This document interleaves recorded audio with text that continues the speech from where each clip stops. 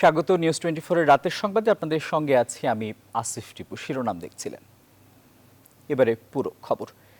দেড় যুগেরও বেশি সময় ধরে বিভিন্ন সময়ে এমএলএম ও ই কমার্স প্রতিষ্ঠানগুলো হাতিয়ে নিয়েছে গ্রাহকের 17,000 কোটি টাকা। আইন প্রয়োগকারী সংস্থা তাদের বিরুদ্ধে ব্যবস্থা গ্রহণ করলেও গ্রাহকের পকেট এখনও শূন্য। প্রযুক্তি বিশেষজ্ঞরা বলছেন, ই কমার্স ব্যবসার নামে এ পর্যন্ত দেশে যা হয়ে আসছে তার সিংহভাগই প্রতারণা।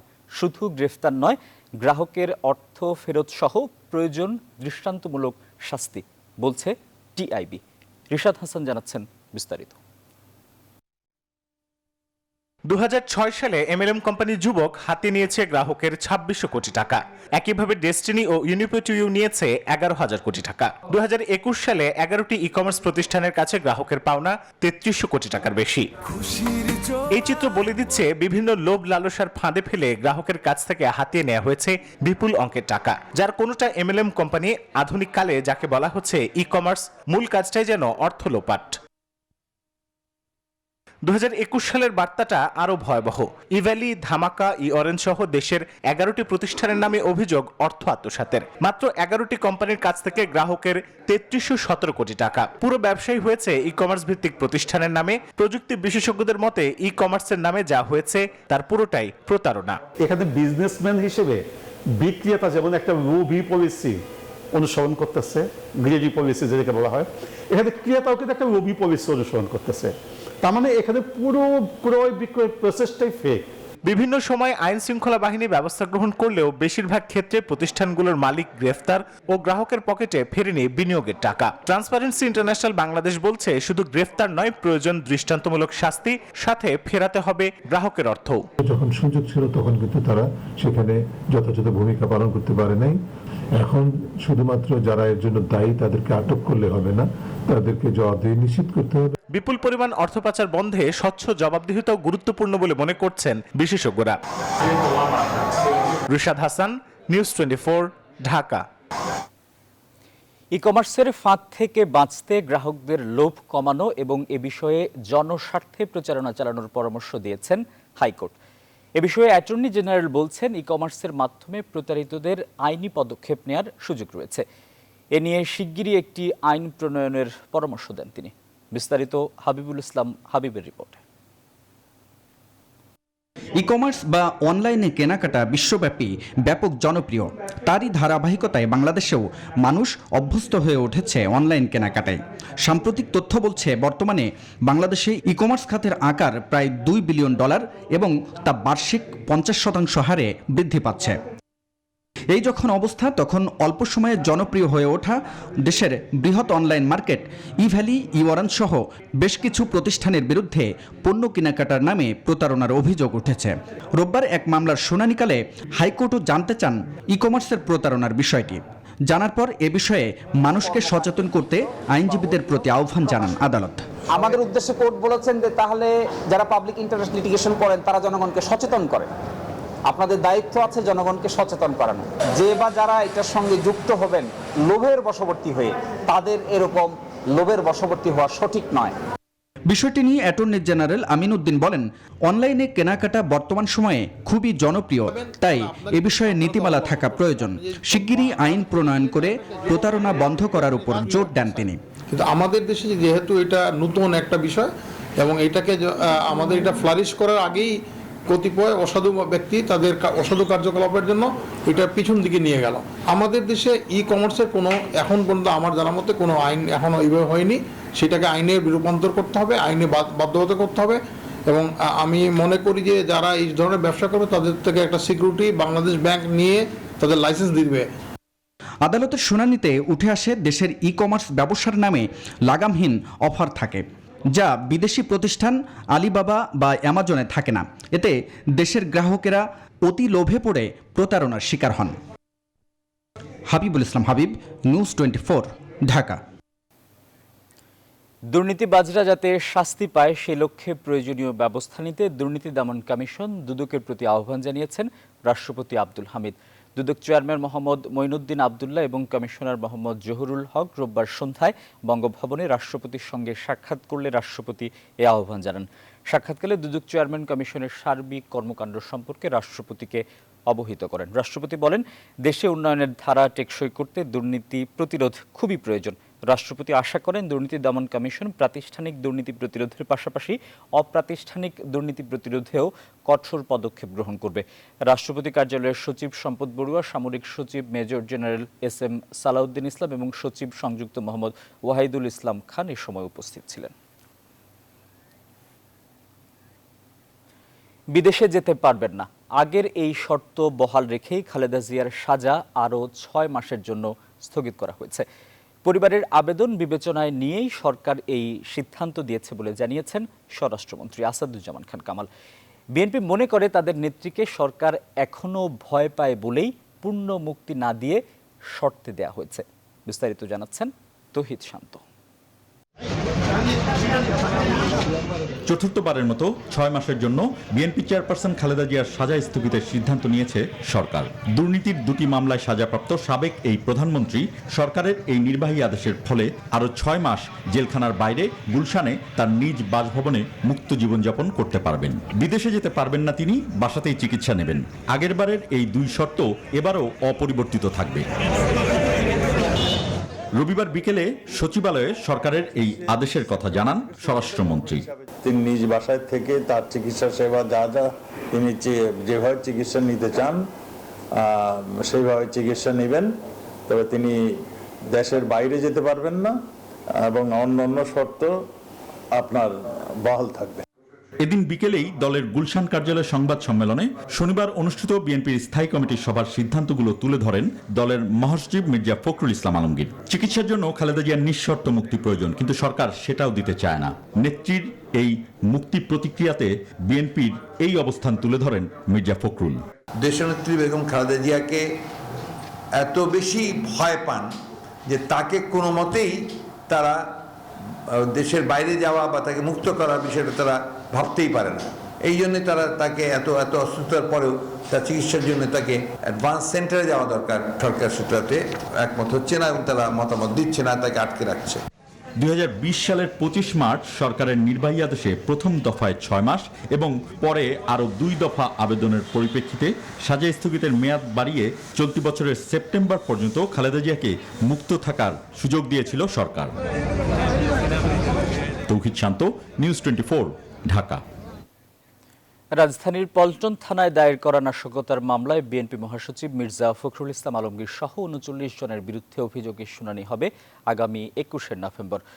রোববার মামলাটির চার্জ গঠনের জন্য দিন ধার্য ছিল, কিন্তু এই মামলায় আসামি তানভীর আদিল বাবু, শফিউল বারী বাবু সহ 3 জন মারা গেছেন। মৃত্যু বিষয়ে আদালতে প্রতিবেদন না আসায় চার্জ গঠন শুনানি পেছানোর আবেদন করেন বিএনপি পক্ষের আইনজীবীরা। এরপর শুনানি শেষে ঢাকা অতিরিক্ত মহানগর দায়রা জজ 5 ফাতেমা ফেরদৌসের আদালত চার্জ গঠন শুনানির জন্য নতুন এই দিন ধার্য করেন। কেন্দ্রীয় কার্যনির্বাহী কমিটির নেতাদের ধারাবাহিকতায় দ্বিতীয় দফায় 3 দিনব্যাপী মতবিনিময় সভার সিদ্ধান্ত নিয়েছে বিএনপি। আগামী 21, 22 ও 23 সেপ্টেম্বর এই সভা অনুষ্ঠিত হবে। রবিবার বিকেলে গুলশানে দলের চেয়ারপারসনের কার্যালয়ে সংবাদ সম্মেলনে দলের এই সিদ্ধান্তের কথা জানান মহাসচিব মির্জা ফখরুল ইসলাম আলমগীর। বলেন, শনিবার অনুষ্ঠিত দলের স্থায়ী কমিটির সভায় এই কর্মসূচির সিদ্ধান্ত হয়েছে। এই সভায় জিয়াউর রহমানকে নিয়ে সংসদে মিথ্যা তথ্য উপস্থাপন করা হচ্ছে বলে নিন্দা ও প্রতিবাদ জানানো হয়। গেল 14, 15 এবং 16 সেপ্টেম্বর কেন্দ্রীয় নির্বাহী কমিটির ভাইস চেয়ারম্যান, উপদেষ্টা মহাসচিব, যুগ্ম মহাসচিব, সাংগঠনিক সম্পাদক ও সম্পাদক মণ্ডলী এবং অঙ্গ ও সহযোগী সংগঠনের নেতাদের সঙ্গে মতবিনিময় সভা করে বিএনপি।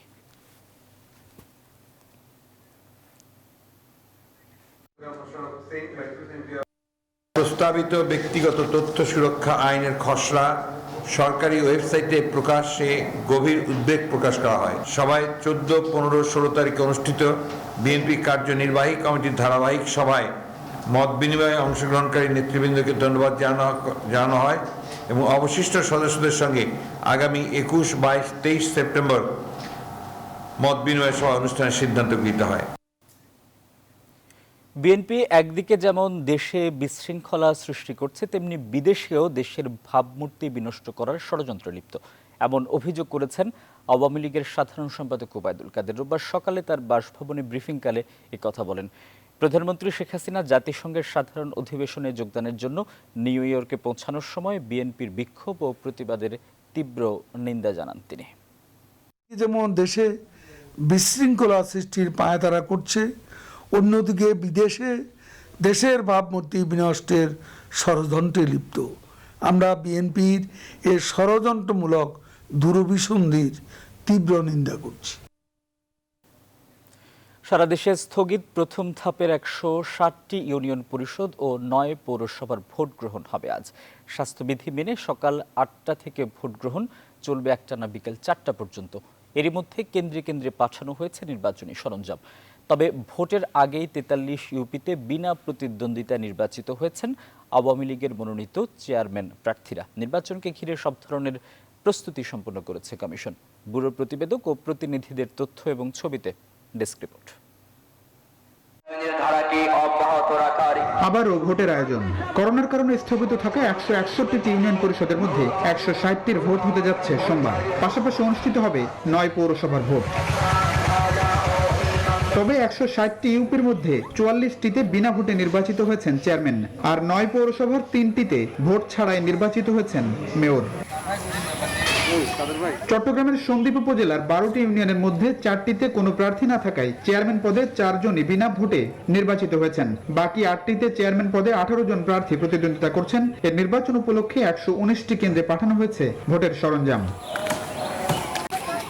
নোয়াখালীর হাতিয়া ও সুবর্ণচর উপজেলার 13টি ইউনিয়ন পরিষদের নির্বাচন উপলক্ষে সব ধরনের প্রস্তুতি সম্পন্ন করেছে নির্বাচন কমিশন।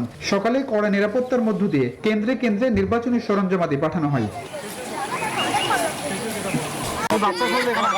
সাতক্ষীরার তালা উপজেলার 11টি ইউনিয়ন ও কলারোয়া উপজেলার 10টি ইউনিয়নের 195টি কেন্দ্রে ভোট দিয়ে পছন্দের জনপ্রতিনিধি বেছে নেবেন ভোটাররা। প্রতিটি কেন্দ্রে উপজেলা নির্বাচন অফিস থেকে ব্যালট বাক্স সহ বিভিন্ন নির্বাচন সামগ্রী বিতরণ করা হয়েছে। ফেনীর সোনাগাজী পৌরসভার 9টি কেন্দ্রে ভোট গ্রহণ হবে ইভিএম পদ্ধতিতে। এই পৌরসভায় মেয়র পদে প্রতিদ্বন্দ্বিতা করছেন 4 জন। তবে ভোটের আগেই বাগেরহাট, চট্টগ্রাম ও খুলনায় 43টি ইউপিতে আওয়ামী লীগের মনোনীত চেয়ারম্যান প্রার্থীরা বিনা ভোটে নির্বাচিত হয়েছেন। তবে ভোটের আগেই বাগেরহাট, চট্টগ্রাম ও খুলনায় 43টি ইউনিয়ন পরিষদে আওয়ামী লীগের মনোনীত চেয়ারম্যান প্রার্থীরা বিনা প্রতিদ্বন্দ্বিতায় নির্বাচিত হয়েছেন। নির্বাচন উপলক্ষে বিকেলে গণমাধ্যমের সামনে কথা বলেন নির্বাচন কমিশন সচিব। এ সময় তিনি জানান, ভোট নির্বিঘ্ন করতে সব ধরনের প্রস্তুতি নিয়েছে কমিশন। যেহেতু ওইখানে বিনা প্রতিদ্বন্দ্বিতায় নির্বাচিত হয়েছেন, সেটি ইলেকশন কমিশন যদি কেউ প্রতিযোগিতা না করেন, সেখানে তো বিনা প্রতিদ্বন্দ্বিতায় হবেন। তিনি আরো জানান, নিরাপত্তার স্বার্থে নির্বাচনী এলাকায় প্রয়োজনীয় সংখ্যক আইন শৃঙ্খলা রক্ষাকারী বাহিনীর সদস্য মোতায়েন করা হয়েছে। ভোট সুষ্ঠু হবে বলেই প্রত্যাশা কমিশনের। প্রতিদ্বন্দ্বিতায় নির্বাচিত হয়েছেন। প্লাবন রহমান, নিউজ 24, ঢাকা। মিথ্যা ও বানোয়াট তথ্য দিয়ে পাবনা 2 আসনের সাবেক সংসদ সদস্য জেলা আওয়ামী লীগের সহসভাপতির বিরুদ্ধে মামলা দেয়া হয়েছে বলে অভিযোগ করেছেন দলটির পাবনার জ্যেষ্ঠ নেতা আজিজুল হক আরজু। জেলা আওয়ামী লীগের এই সহসভাপতি জানান, আগামী ত্রিবার্ষিক সম্মেলনে দলের জেলা সভাপতি প্রার্থী হওয়ায় তাকে কলঙ্কিত করতেই একের পর এক চক্রান্ত করে যাচ্ছেন ইউপি চেয়ারম্যান রফিকুল্লাহ সহ অন্যান্যরা। তিনি বলেন, চক্রান্তের অংশ হিসেবে বানোয়াট গুলি ও বোমা নিক্ষেপের অভিযোগ তুলে বাহিনী লেলিয়ে দিয়ে রোববার মানববন্ধনও করায় আলোচিত ওই চক্রটি। আমার বিরুদ্ধে একটি জিডি করা হয়েছে, সাধারণ ডায়েরি, যেখানে বলা হয়েছে যে আমি রফিকুল্লাহকে প্রকাশ্যে হত্যার হুমকি দিয়েছি। সেই জিডিকে মামলায় রূপান্তরের জন্যে এমন একটি গল্প নাটক সাজানো হয়েছে গত রাতের ঘটনাটি। আমি মনে করি এটি গভীর ষড়যন্ত্রেরই আরেকটি অংশ। ওই বাড়িতে তার 3টি কার্তুজের যে খোসা পাওয়া গেছে, তার 3টে গুলি হয়েছে, একাধিক ককটেল বাস্ট হয়েছে। ওনাকে জিজ্ঞাসা করা হলো, আপনি তখন কি করছিলেন? বলে, আমি কিছুই জানি না, আমি ঘুমিয়েছিলাম। তো ভাই, একটা মানুষকে ভয় দেখাতে যাক আর হত্যা করতে যাক, যে হত্যা যাকে করবে তিনি ঘুমন্তই থাকলেন, এমন একটি কথা উনি নিজেই বলেছেন। এরপরে আমার মনে হয় খুব বেশি কিছু বলে বোঝানোর নাই। যারা আজকে এই নাটকের বিপক্ষে প্রতিবাদের নামে, মানববন্ধনের নামে সড়ক অবরোধ করে জনদুর্ভোগ সৃষ্টি করলেন। আপাতত মনে হচ্ছে সভাপতির পদটিতে আমি যেন কোনোভাবেই যেতে না পারি, তার জন্য এই মুহূর্তের কালিমা লেপন। মাননীয় প্রধানমন্ত্রী জানেন কাকে করবেন। রোহিঙ্গা ইস্যুটি দীর্ঘমেয়াদী সংকট হলেও আফগানিস্তানের বর্তমান পরিস্থিতি পুরো বিশ্বের মনোযোগ কেড়েছে, যা রোহিঙ্গার সমস্যার ক্ষেত্রে চ্যালেঞ্জ বাড়িয়ে দিচ্ছে বলে মন্তব্য করেছেন ঢাকায় নিযুক্ত জাতিসংঘের আবাসিক সমন্বয়ক মিয়া সেপ্পু। রবিবার রাজধানীর ফরেন সার্ভিস একাডেমিতে কূটনৈতিক রিপোর্টারদের সংগঠন ডিকেব আয়োজিত ডিকেব টক অনুষ্ঠানে সাংবাদিকদের প্রশ্নের জবাবে তিনি একথা বলেন। রোহিঙ্গা সংকট যাতে ভুলে যাওয়ার কোনো ঘটনায় পরিণত না হয় সেজন্য সবার দায়িত্ব রয়েছে বলেও মন্তব্য করেন তিনি। এক প্রশ্নের জবাবে তিনি বলেন, আগামী জাতীয় সংসদ নির্বাচনে বাংলাদেশ সরকার চাইলে জাতিসংঘ সহযোগিতা করবে। ডিজিটাল নিরাপত্তা ও নারীর প্রতি সহিংসতা নিয়ে উদ্বেগ প্রকাশ করে এই আইনের অপব্যবহার বন্ধে জাতিসংঘ বাংলাদেশ সরকারের সঙ্গে আলোচনা চালিয়ে যাচ্ছে বলেও জানান মিয়া সেপ্পু। বিশ্ব ব্যাংকের অর্থায়নের শর্ত নিয়ে কিছুটা ভুল বুঝাবুঝি আছে উল্লেখ করে তিনি বলেন, জাতিসংঘ যখন বলে সামাজিক সংগতি, তা সবসময় সামাজিক অন্তর্ভুক্তি বোঝায় না। এক্ষেত্রে রোহিঙ্গারা যতক্ষণ বাংলাদেশে আছে তারা ফেরার আগ পর্যন্ত এই বিষয়টি কার্যকর হবে। Just step in and provide that assistance. It actually responds to a request for electoral assistance. That said, should such a request be forthcoming, then obviously under that pillar in our cooperation framework on governance, then the UN stands ready to support. আগামী এক বছরের মধ্যে দেশের জ্বালানি তেল আমদানি ও সরবরাহ ব্যবস্থায় ব্যাপক পরিবর্তন আসছে, যাতে বছরে বাঁচবে হাজার কোটি টাকা। এ লক্ষ্যে খালাস প্রকল্পের পাশাপাশি কক্সবাজার থেকে সাগরপথে চট্টগ্রাম হয়ে ঢাকা পর্যন্ত চলছে পাইপলাইন নির্মাণের কাজ।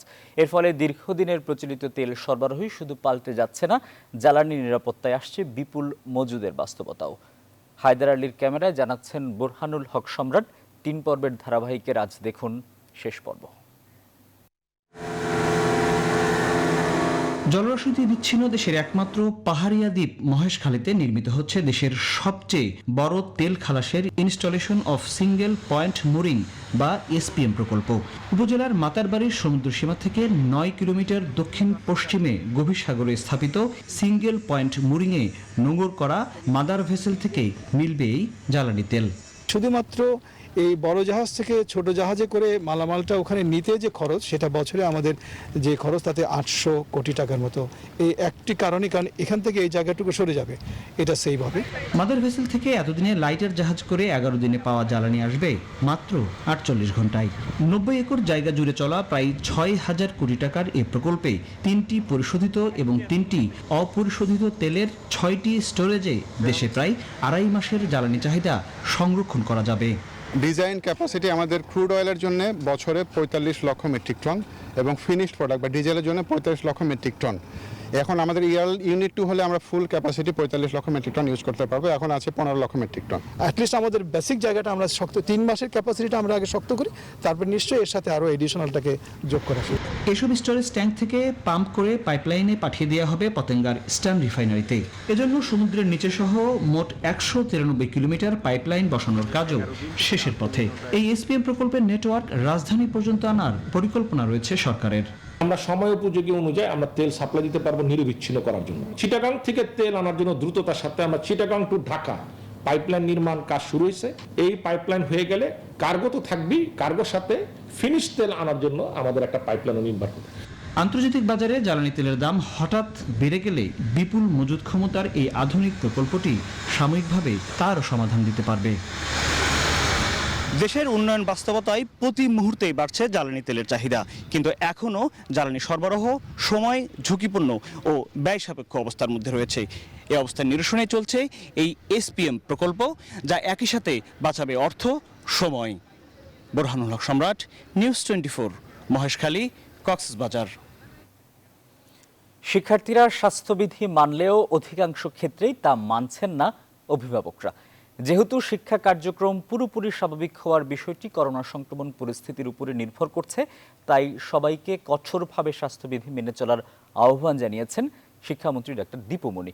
রোববার রাজধানীর কয়েকটি শিক্ষা প্রতিষ্ঠানে সরেজমিন পর্যবেক্ষণ শেষে সাংবাদিকদের এসব কথা বলেন তিনি। এছাড়া শিক্ষক, কর্মকর্তা ও শিক্ষার্থীদের টিকা দেওয়ার পর সংশ্লিষ্ট বিশ্ববিদ্যালয়ের সিন্ডিকেট ও একাডেমিক কাউন্সিলই ক্লাস পরীক্ষা শুরুর বিষয়ে সিদ্ধান্ত নেবে বলেও জানান মন্ত্রী। সজল দাসের রিপোর্ট। শিক্ষা প্রতিষ্ঠানে পাঠদান পরিস্থিতি ও করোনাকালীন স্বাস্থ্য সুরক্ষা ব্যবস্থা পর্যবেক্ষণে রোববার রাজধানীর কয়েকটি শিক্ষা প্রতিষ্ঠানে যান শিক্ষামন্ত্রী ডাক্তার দীপু মনি। পরিদর্শন শেষে গণমাধ্যম কর্মীদের সঙ্গে কথা বলেন মন্ত্রী। এ সময় সবাইকে স্বাস্থ্যবিধি মেনে চলার আহ্বান জানান তিনি। কোথাও কোথাও অভিভাবকরা একটু বাইরে ভিড় করছেন, বিশেষ করে শহরের স্কুলগুলোতে, সেটাকে একটু সমস্যা, এবং সেখানে খুব বেশি স্বাস্থ্যবিধি তারা মানছেন এমনটাও মনে হচ্ছে না। আমি আশা করব অভিভাবকরা আরেকটু সচেতন হবেন, বিশেষ করে মায়েরা যারা সন্তানদেরকে স্কুলে পৌঁছে দিয়ে বাইরে বসে থাকেন, সেই অপেক্ষাটা যেন স্বাস্থ্যবিধি মেনে হয়। বলেন সংক্রমণ কমে এলেই নেওয়া হবে সব ক্লাস, তবে সংক্রমণের হার বাড়লে পরিস্থিতি অনুযায়ী ব্যবস্থা নেওয়ার কথাও জানান মন্ত্রী। আমার এখন পর্যন্ত যা দেখেছি সেটা দিয়ে আমি সন্তুষ্ট। সবার চেষ্টা আছে, করোনার জন্য বা ডেঙ্গুর জন্য নয়, আমাদের তো ভবিষ্যতের জন্য আমাদের সকলেরই স্বাস্থ্যবিধি মানা সবসময় জরুরি। বিশ্ববিদ্যালয় খোলা প্রসঙ্গে শিক্ষামন্ত্রী বলেন 27 সেপ্টেম্বরের পর যে কোনো দিন স্ব প্রতিষ্ঠানের সিন্ডিকেট ও একাডেমিক কাউন্সিলের সিদ্ধান্ত অনুযায়ী খুলবে বিশ্ববিদ্যালয়। 27 সেপ্টেম্বরের মধ্যে রেজিস্টার করবেন, কিন্তু টিকা দেওয়া হবে না। তাদেরকে ওই বিশ্ববিদ্যালয়গুলোর স্বাস্থ্য কেন্দ্রকে টিকা কেন্দ্র হিসেবে ব্যবহার করার সুযোগ রয়েছে। কোন বিশ্ববিদ্যালয় কবে খুলবেন, তাদের হল কবে খুলবেন, এই সিদ্ধান্তগুলো একান্তভাবেই বিশ্ববিদ্যালয়ের নিজস্ব। এরই মধ্যে শিক্ষার্থীদের টিকা দেয়া সাপেক্ষে ধাপে ধাপে শিক্ষা কার্যক্রম স্বাভাবিক করার সিদ্ধান্ত নিয়েছে ঢাকা বিশ্ববিদ্যালয় সহ বেশ কয়েকটি উচ্চশিক্ষা প্রতিষ্ঠান। সজল দাস, নিউজ 24, ঢাকা। অটোরিকশা চাঁদা আদায়ের রমরমা বাণিজ্যের অন্যতম কেন্দ্র এখন রাজধানীর পল্লবী। অটোরিকশার চালকদের কাছে কার্ড বিক্রির নামে মাসে 2 কোটি টাকা চাঁদা আদায় করা হয় পল্লবীর মাত্র 2টি ওয়ার্ডে। চাঁদাবাজির বিশাল এই বাজার নিয়ন্ত্রণ নিতে প্রায় সংঘর্ষে জড়ান রাজনৈতিক পরিচয়ের চাঁদাবাজ চক্র। অভিযুক্তদের মধ্যে কয়েকজনকে গ্রেপ্তার করা হয়েছে। ইশাদ সোহেলের তোলা ছবিতে আরেফিন শাকিলের বিশেষ প্রতিবেদনের দ্বিতীয় পর্ব। সামাজিক মাধ্যমে ভেসে বেড়ানো এই ছবির ব্যক্তির নাম জনি, যিনি সপ্তাহ 2 আগে বাউনিয়াবাদ এলাকায় এক রিক্সা গ্যারেজের মালিক থেকে টাকা বুঝে নিচ্ছেন। সেই টাকা মূলত অটোরিকশা চালানোর অনুমতির জন্য দিতে হয় গ্যারেজের মালিককে। পল্লবী মিরপুর এলাকার অটোরিকশা চালকরা জানান, স্থানীয় ক্ষমতাবানদের কাছ থেকে নেওয়া মাসিক ভিত্তিক কার্ড সাথে রেখেই সড়কে নামেন তারা। না থাকলে অটোরিকশার তার কেটে দেয় পুলিশ কিংবা স্থানীয় কিছু কিশোর। একজন অটোরিকশা চালক যখন 100 টাকা ভাড়া পান, তার মধ্যে 40 টাকা যায় তার পকেটে, বাকি 40 টাকা পান এই অটোরিকশার মালিক। বাকি যে 20 টাকা, সেই 20 টাকা ভাগ করে নেয় চাঁদাবাজ এবং স্থানীয় পুলিশ। পল্লবীতে আনুমানিক 10,000 অটোরিকশা চলে প্রতিদিন। মাসে 1500 টাকা হিসেবে এখান থেকে চাঁদাবাজ চক্র হাতিয়ে নেয় প্রায় 1.5 কোটি টাকা। এলাকা নিয়ন্ত্রণে পালাবদলে যার নিয়ন্ত্রক এখন পল্লবীর 6 নং ওয়ার্ড কাউন্সিলর তাইজুল ইসলাম চৌধুরী বাপ্পির অনুসারী মোহাম্মদ আলী আড্ডু। কার্ডের টাকা তো আমাদের আড্ডু নিত, 1 মাস শেষ হলে এটা আবার শেষ হয়ে যায়, আবার 1500 টাকা দিয়ে নেওয়া লাগে। গাড়িটা ধরলে পুরো দিনের টাকাটা তাদেরকে দিয়ে গাড়ি ছুটে নিয়ে আসা লাগে। স্থানীয়রা জানান, অটোরিকশা চাঁদাবাজি নিয়ন্ত্রণে একে কেন্দ্র করে প্রায় অন্তর্গুন্তলে জড়ান ক্ষমতাসীন দলের নেতাকর্মীরা। চলতি মাসের 4 তারিখ 3 নং ওয়ার্ড কাউন্সিলর জহিরুল ইসলাম মানিকের কার্যালয় ভাঙচুর করা হয়। এখানে কিছু দুষ্কৃতিকারী ডিজিটাল টোকেনের মাধ্যমে এই মেহনতি মানুষগুলোর কাছ থেকে 1700 থেকে 2000 টাকা মাসে নিচ্ছে। গোয়েন্দা সংস্থার রিপোর্ট হচ্ছে প্রায় 2 কোটি টাকা এই ডিজিটাল টোকেনের মাধ্যমে সংগ্রহ করা হয়। সেপ্টেম্বর মাসে যে টোকেনটি ছাড়া হয়েছে, এটা হচ্ছে এই টোকেনটি দেয় হলো মোহাম্মদ আলী আড্ডু। চাঁদাবাজির অভিযোগ অস্বীকার করে আড্ডু জানান, অটোরিকশা থেকে চাঁদা আদায় ব্যর্থ হয়ে কাউন্সিলর মানিক অটোরিকশা বন্ধ করতে চাইলে ক্ষিপ্ত চালকরা প্রতিবাদ করে। তারাই আপনাকে এই ধরনের টোকন বাণিজ্য ব্যবসা বাণিজ্য আগেও করছে, এখনো হাইকোর্ট এবং স্বরাষ্ট্রমন্ত্রীর নির্দেশ অমান্য করে তারা এই টোকন বাণিজ্য চালু করছে। ব্যাটারি চালিত রিক্সা ভাঙচুর করছে, ব্যাটারি তার কেটে দিচ্ছে, রিক্সারা ক্ষিপ্ত হয়ে তাদেরকে এটা নিয়ে একটা দৌড়ানিও দিছে। না, আমি কোনোদিনই এই কার্ডের সাথে জড়িত ছিলাম না। আগে অটোরিকশা থেকে চাঁদা আদায় হলেও এখন তা বন্ধ রয়েছে বলে দাবি পুলিশের। এই সংক্রান্তে যারা জড়িত থাকেন টোকেন বাণিজ্যে, তাদের গুরুত্বপূর্ণ কয়েকজনকে আমরা গ্রেফতার করে আদালতে সোপর্দ করেছি। আরেফিন শাকিল, নিউজ 24, ঢাকা। বৃহস্পতিবার সারা দেশে বিক্ষোভের ডাক দিয়েছে সাংবাদিক সমাজ। বিএফআইইউর তলবি চিঠিতে 11 শীর্ষ সাংবাদিকদের ব্যাংক হিসাবের প্রতিবাদে রবিবার জাতীয় প্রেস ক্লাব চত্বরে এক সমাবেশে সাংবাদিকদের বিভিন্ন সংগঠনের নেতাকর্মীরা এই ডাক দেন। এ সময় সাংবাদিক নেতারা বলেন, সংগঠনকে লক্ষ্য করে যেভাবে তথ্য চাওয়া হয়েছে সেটি গভীর ষড়যন্ত্রের অংশ। বিস্তারিত আলী তালুকদারের রিপোর্টে। রোববার জাতীয় প্রেস ক্লাব প্রাঙ্গণে 11 শীর্ষ সাংবাদিক নেতার ব্যাংক হিসাব চাওয়ার প্রতিবাদে সমাবেশ অনুষ্ঠিত হয়। জাতীয় প্রেস ক্লাব, বাংলাদেশ ফেডারেল সাংবাদিক ইউনিয়ন, ঢাকা সাংবাদিক ইউনিয়ন ও ঢাকা রিপোর্টার্স ইউনিটির সাংবাদিক নেতারা এই সমাবেশের আয়োজন করে। নেতৃবৃন্দ এবং সাংবাদিকদেরকে শীর্ষ সংগঠনগুলোর নেতারা প্রতিবাদ সমাবেশে বলেন, এই ঘটনা সাংবাদিক ও রাষ্ট্রের সাথে গভীর ষড়যন্ত্রের অংশ। সমাবেশে জাতীয় প্রেস ক্লাবের সভাপতি বলেন, একটি গভীর ষড়যন্ত্রের অংশ হিসেবে সাংবাদিক সমাজকে মুখোমুখি দাঁড় করানো হচ্ছে। পুনরুদ্ধার করার জন্য আমাদের একইভাবে ঐক্যবদ্ধ আন্দোলন করতে হবে। সাংবাদিকদেরকে এই সরকারের মুখোমুখি দাঁড় করিয়ে দেওয়া এবং সরকারের নানা কাজকে বাধাগ্রস্ত করা আন্তর্জাতিক সংস্থাগুলো কিন্তু বলবেই, বিভিন্ন দেশে সেইভাবেই বার্তা যাচ্ছে। এ সময় সাংবাদিক নেতারা বলেন, সংবাদপত্রের স্বাধীনতাকে ঠেকিয়ে রাখার জন্যই সাংবাদিক নেতাদের ব্যাংক হিসাব চাওয়া। রাষ্ট্র কোনো প্রয়োজনে ব্যাংক হিসাব তলব করতে পারে, কিন্তু সেটি মিডিয়ায় পাঠিয়ে আমাদের সম্মান ক্ষুণ্ণ করা হয়েছে।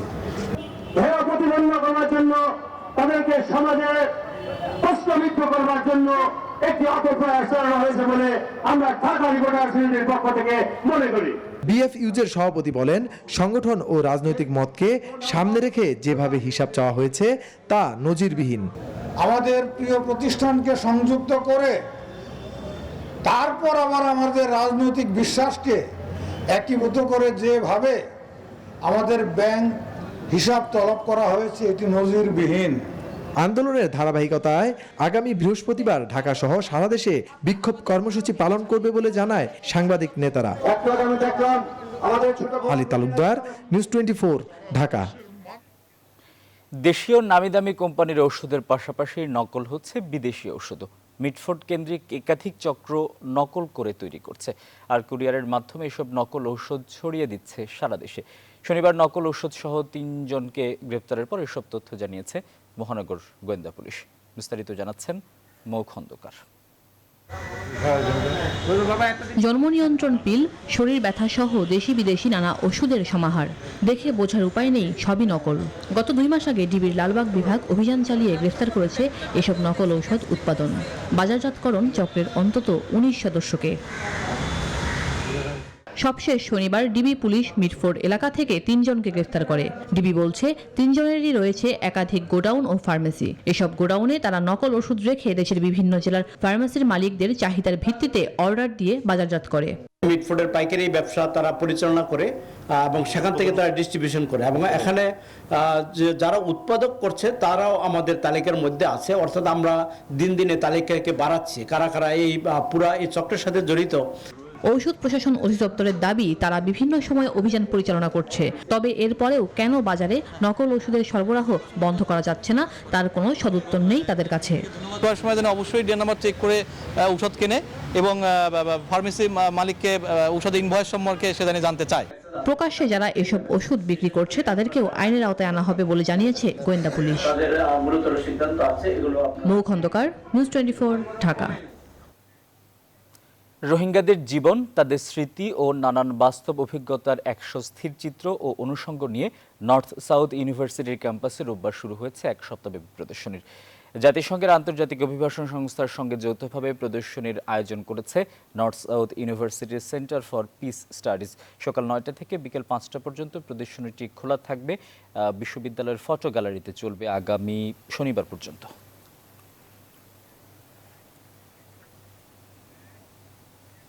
এবার করোনা আপডেট।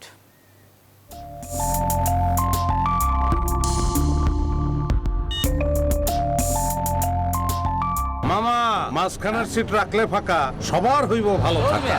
আমার সিটে বসছি আমি, আর আপনি করেন বাড়াবাড়ি। উস্তাদ, থামান গাড়ি, থামাইতে হইব মহামারী। নিয়ম মেনে সবাই একসাথে করোনা ঠেকায়। দেশে করোনা ভাইরাসে আক্রান্তদের মধ্যে একদিনে আরও 43 জনের মৃত্যু হয়েছে। সংক্রমণ ধরা পড়েছে আরও 1383 জনের মধ্যে। শনিবার স্বাস্থ্য অধিদপ্তর জানিয়েছে দেশে মোট শনাক্ত কোভিড রোগীর সংখ্যা দাঁড়িয়েছে 15,42,683 জনে। আর তাদের মধ্যে মৃত্যু হয়েছে 27,225 জনের। একদিনে সারা দেশে 24,500 নমুনা পরীক্ষার বিপরীতে শনাক্তের হার দাঁড়িয়েছে 5.62%।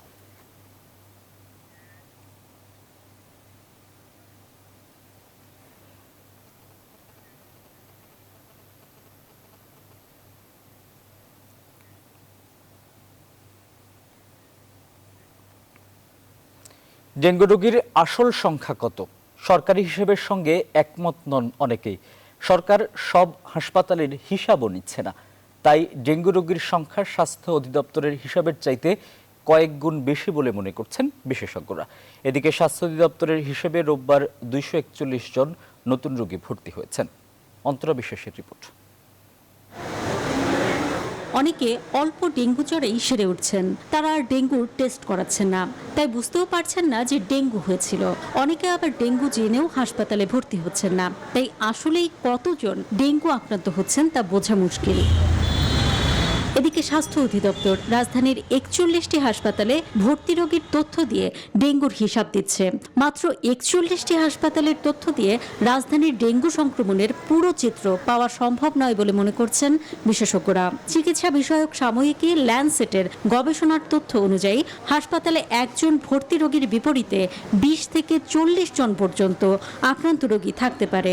সর্বনিম্ন 20 জন ধরা হলেও চলতি বছরে এরই মধ্যে দেশে 3 লাখের বেশি মানুষ ডেঙ্গু আক্রান্ত হয়েছেন বলে মনে করছে centre for governance studies CGS।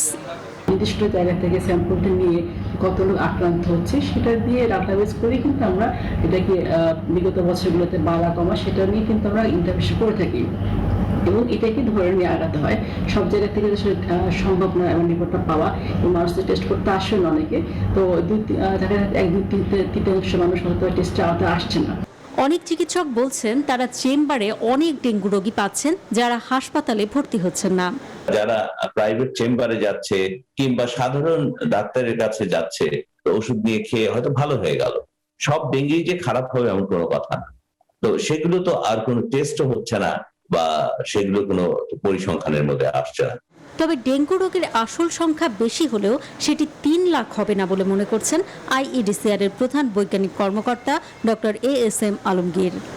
এপিডেমিওলজিক্যালি যেটা বলা হয় যে আপনি যদি একটি কেস পান তাহলে তার আশেপাশে হয়তো আর কমিউনিটিতে 5টি কেস আছে, কিন্তু সেটা ডেঙ্গুর বেলা অনেক সময় প্রযোজ্য না। স্বাস্থ্য অধিদপ্তরের হিসাবে দেশে এরই মধ্যে 15,500 ছাড়িয়েছে হাসপাতালে ভর্তি ডেঙ্গু রোগীর সংখ্যা।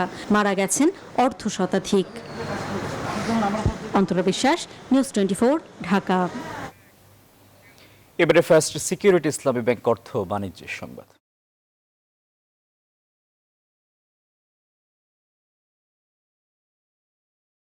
দর সংশোধনের মধ্য দিয়ে সপ্তাহের প্রথম কার্যদিবস পার হলো দেশের 2 পুঁজিবাজারে। প্রধান পুঁজিবাজার ঢাকা স্টক এক্সচেঞ্জ DSE-তে এদিন প্রধান সূচক DSEX 36 পয়েন্ট কমে অবস্থান নিয়েছে 7,193 পয়েন্টে। কমেছে লেনদেনের পরিমাণও। ঢাকার বাজারে এদিন মোট লেনদেন হয়েছে 2,033 কোটি টাকা, যা আগের দিনের চেয়ে প্রায় 150 কোটি টাকা কম। লেনদেনে অংশ নেওয়া কোম্পানিগুলোর মধ্যে দর বেড়েছে 106টির, কমেছে 244টির, আর অপরিবর্তিত দেখা গেছে 26টির দর।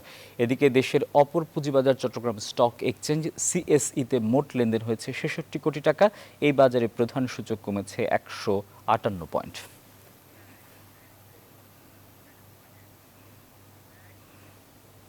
এবারে প্রবাসের খবর।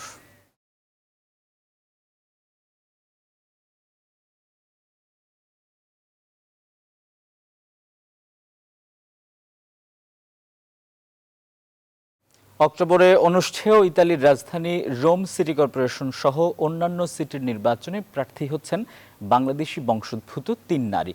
এর মধ্যে রাজধানীর রোমে 2 জন এবং ফ্রাস্কাতিতে 1 জন যুক্ত হয়েছেন ইতালির মূলধারার রাজনীতিতে।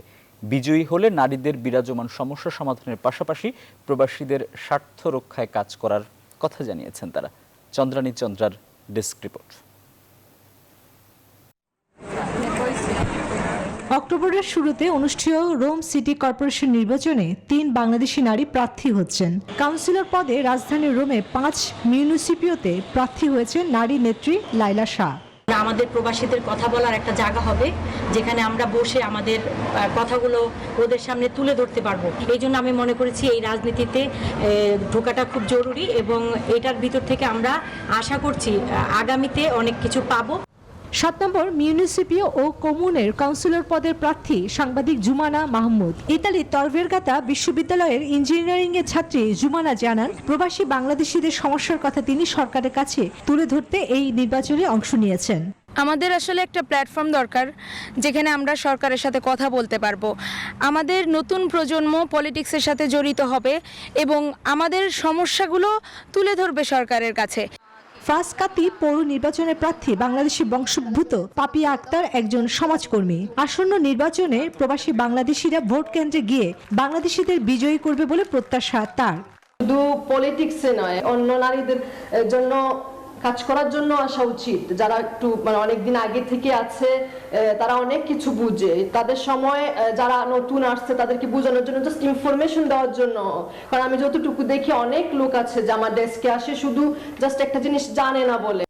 ইতালির মূলধারার রাজনীতিতে 3 বাংলাদেশি নারীর অংশগ্রহণে প্রবাসীদের মাঝে ব্যাপক উৎসাহ উদ্দীপনা বিরাজ করছে। তারা আশা করছেন ইতালির সিটি নির্বাচনে বাংলাদেশি নারীরা জয়ী হলে তা হবে নতুন মাইলফলক। চন্দ্রানী চন্দ্রা, নিউজ 24। করোনা পরিস্থিতি স্বাভাবিক হওয়া ইতালিতে নিযুক্ত বাংলাদেশ দূতাবাসের রাষ্ট্রদূত শামীম আহসানের সাথে সৌজন্য সাক্ষাৎ করেছে ইতালি আওয়ামী লীগ সভাপতি হাজী মোহাম্মদ ইদ্রিস ফরাজি ও সাধারণ সম্পাদক হাসান ইকবালের নেতৃত্বে নেতাকর্মীরা দূতাবাসে প্রবেশ করে প্রথমে বঙ্গবন্ধুর প্রতিকৃতিতে ফুল দিয়ে শ্রদ্ধা জানান। পরে দূতাবাসের হলরুমে রাষ্ট্রদূতের সাথে প্রবাসীদের পাসপোর্ট সমস্যা সমাধান, সেবার মান বৃদ্ধি সহ নানা বিষয়ে কথা বলে। বাংলাদেশি শিক্ষার্থীদের অংশগ্রহণে north east Asian youth camp on sustainable development 2021 সফলভাবে চীনের চিয়াংশি প্রদেশে অনুষ্ঠিত হয়েছে। এবছর ইউথ ক্যাম্পের প্রতিপাদ্য ছিল সবুজ ও নির্ম কার্বন জীবন এবং টেকসই উন্নয়ন। চিয়াংশি প্রদেশের বিভিন্ন বিশ্ববিদ্যালয়ে অধ্যয়নরত 8 জন বাংলাদেশি শিক্ষার্থী এই প্রোগ্রামে অংশ নেওয়ার সুযোগ পেয়েছেন।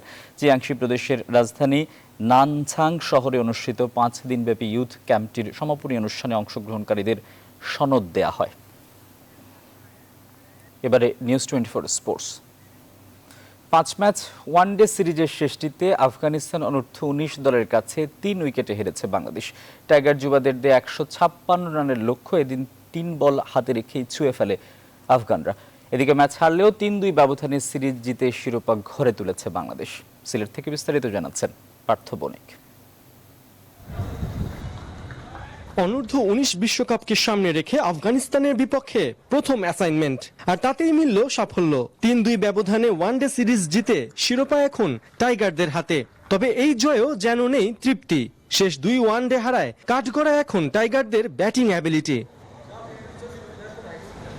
সিলেটের শেষ ওয়ানডেতে বাংলাদেশের শুরুটা হয়েছিল টস জয়ের মধ্য দিয়ে। মাহফিজুল ও ইফতেখারের ওপেনিংয়ে আসে 48 রান।